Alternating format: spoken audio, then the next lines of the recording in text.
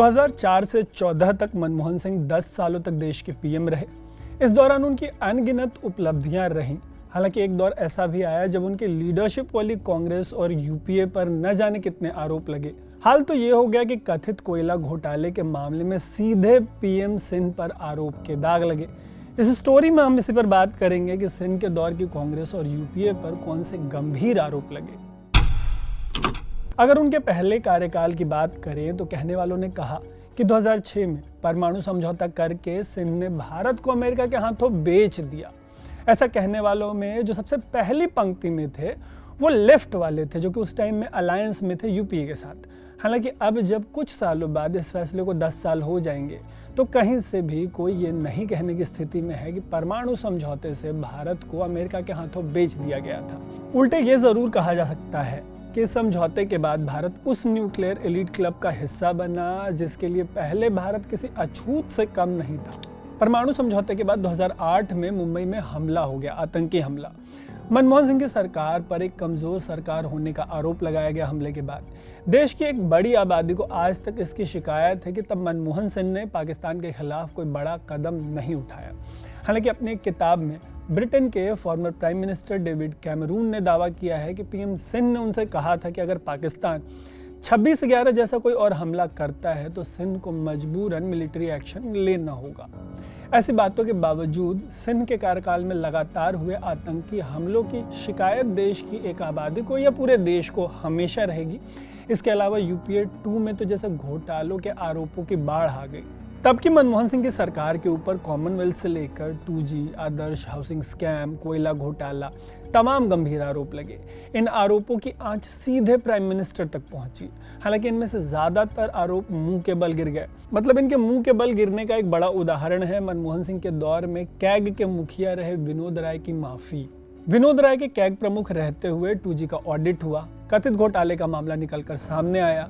हालांकि बाद में राय ने धीरे से माफी मांगते हुए कहा कि 2G में कोई घोटाला नहीं हुआ। ऐसी माफियां आईं और चली गईं, जबकि ऐसे आरोपों ने न सिर्फ मनमोहन सिंह के बेदाग छवि पर दाग लगाने का काम किया, बल्कि दिल्ली की सीएम और कांग्रेस की दिग्गज नेता रही शीला दीक्षित जैसे नेताओं का करियर हमेशा के लिए खत्म कर दिया, बर्बाद कर दिया। आदर्श घोटाले जैसे आरोपों ने महाराष्ट्र में कांग्रेस की राजनीति को बुरी तरीके से डेंट किया, इतना कि आज तक कांग्रेस उससे रिकवर नहीं कर पा रही। जबकि 2G से कोलगेट तक जैसे गंभीर आरोप जिन नेताओं और पार्टियों पर लगे, उनमें से न जाने कितने न सिर्फ बरी हुए बल्कि चुनकर आए वापस और आज संसद में मौजूद हैं।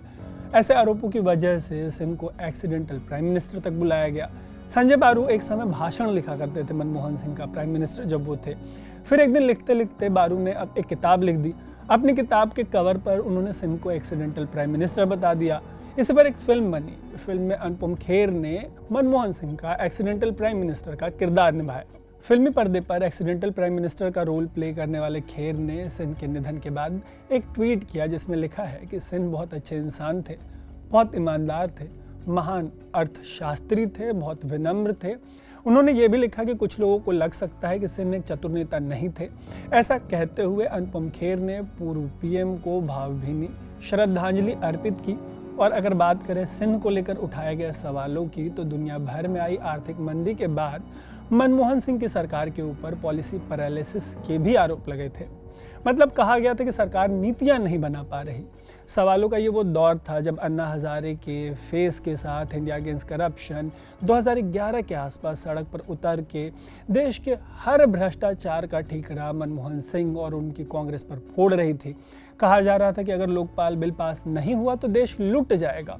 कहा जा रहा था कि स्विस बैंक में न जाने किसका और कितना पैसा है।